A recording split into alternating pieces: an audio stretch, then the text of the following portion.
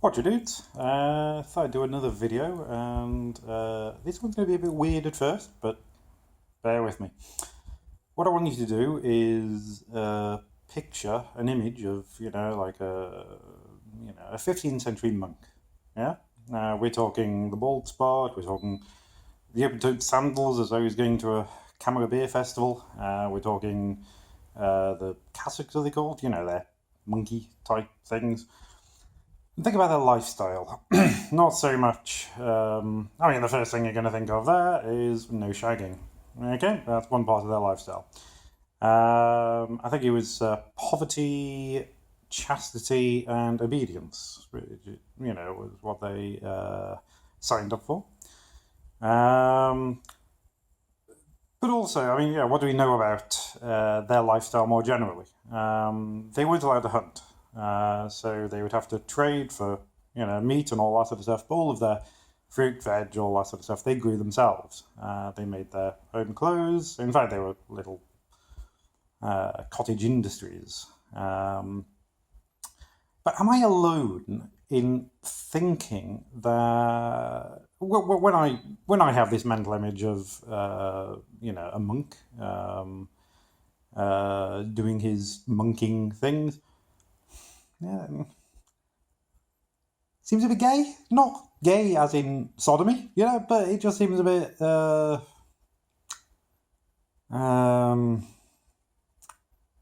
don't know. I don't get it. I don't. My perception isn't that this was in any way a life or anything. As kick-ass, say, as Shaolin monks or the monks that you can get in the old Total War games, and the thing is, I think I was wrong, and I'm going to list the reasons why now. Came across a very old, battle result sort of thing, which was basically Jerusalem. And the interesting thing was, for me, was that a force from the Knights Templar. Knights, we know about knights. They ride, big horses, and they have lances and suits of armor and all that sort of stuff. Yeah. However, apparently they were defending Jerusalem with, and I found a couple of different accounts, but basically it was several thousand people attacked the Muslims who were trying to take back Jerusalem, and they routed them utterly, and they caused 5,000 casualties. Now, that several thousand is the bit I find interesting, because I've also found another account that basically says there was never, even at its highest, there was never more than 600 knights, either in the Knights Templar or on the Crusades. So I started thinking, who are these other people? It said it was the Knights Templar. And it turns out that, yes, you had knights in the Knights Templar, and yes, you'd have squires, but you'd also have the brothers, you'd also have the monks. It was, after all, it was a military organisation, but also a charitable organisation. So maybe these monks were a bit more kick-ass than I thought, and this is basically where I'm going with this. And this ties in with something else I was looking up, which basically was on testosterone. And I've got a list here of things which purport to increase your testosterone. Number one, working out. So, doing hard physical labour, which I believe a monk's life, was full of. Number two, fasting. Monks fasted. Yeah, I think we all know that. Number three is interesting. Vitamin D, and there's a bit of conjecture on my part here. The kind of, strangely, you're bald whether you like it or not sort of hairstyle. The bull hairstyle, looks so someone just, I don't know. It's a bit rubbish. But My conjecture here is that if you're wearing, robes all over, other than your, open-toed sandals, surely that gives you vitamin D. Conjecture, but proper amount of sleep every day, that helps your testosterone. Sex. Now, sex increases your testosterone. Wanking, this decreases it. Monks weren't allowed to do the latter. I mean, they weren't allowed to do the former either. But apparently it does depend upon exactly, how are you doing it? The more submissive the lady is, the more your testosterone levels rise, which is an interesting one to think about. One thing that effectively decreases your testosterone is estrogen. There are various ways. For instance, if you eat broccoli and, sort of cruciferous vegetables, whatever the fuck they are, then it basically, there's a 200 times difference between the amount of estrogen a veggie crap-based estrogen gives you, and even blokes have, bodies produce estrogen. I think it helps in repair or something. If you eat cruciferous vegetables, basically broccoli and cabbage as far as I can tell, then each estrogen receptor only gets 1/200th what it would do if there was a naturally, body-produced estrogen. So, yep, get that broccoli going. Meat and fish, anyone surprised? Eating a steak, works for me.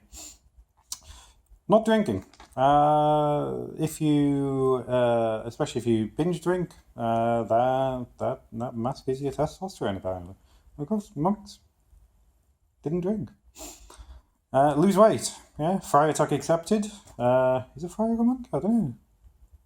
It must be something like that. It's something monkey related.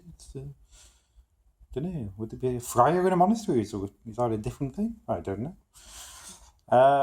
Being fat basically means you're a bigger girl.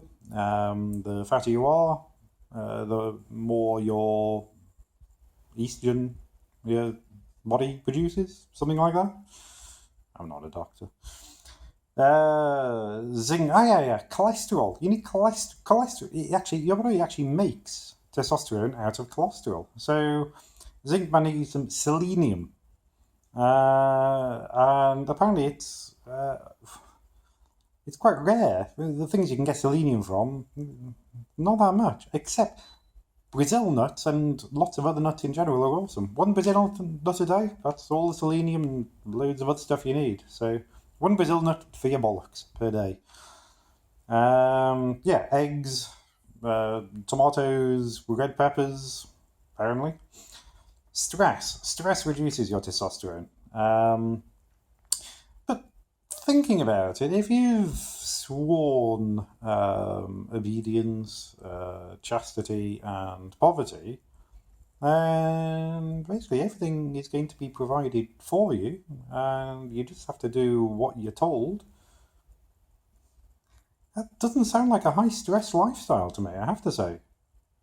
Possibly a bit dull, but I'm not going with stressful. Sugar. Refined sugar, apparently, doesn't help at all. Meditation. I think we can assume the monks did a fair bit of meditation. And apparently smoking increases your testosterone, although there's lots of anti-smoking people who say that it's only that people with higher testosterone are more prone to it. But there's also studies that show that for a while anyway, a few years, smoking increases your testosterone, and then it starts to kill it. I think my perception of monks was probably completely wrong, because if I look at the list of things which increase your testosterone, and then I look and think about the lifestyle that they led, it sounds as though, although, this was a religious order, it sounds as though almost everything else, almost everything about this lifestyle, was designed either it couldn't entirely be by chance, to increase a bloke's testosterone. Oh, and the other thing is, having your danglies cool.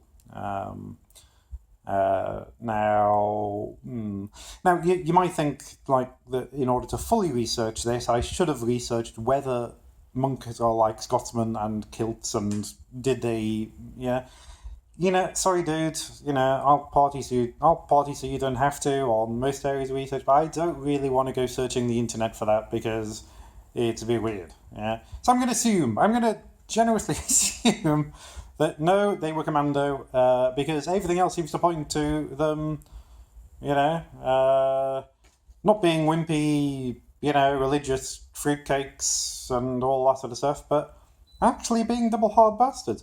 And if you think about it, there may be gold in their hills. It's a possibility. And yes, you could go into the hills and you could dig and dig and dig and hope, and maybe 1 in a million you might find enough gold to make you rich.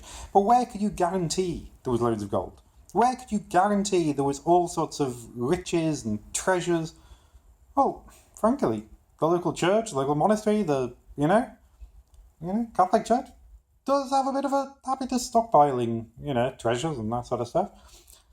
So, are we meant to assume that highwaymen and bandits, although being common, would not target the church or churches or monasteries because they were religious? I don't really believe it. No, I think they didn't target the church, monasteries, and all that sort of stuff because they knew they were double hard bastards.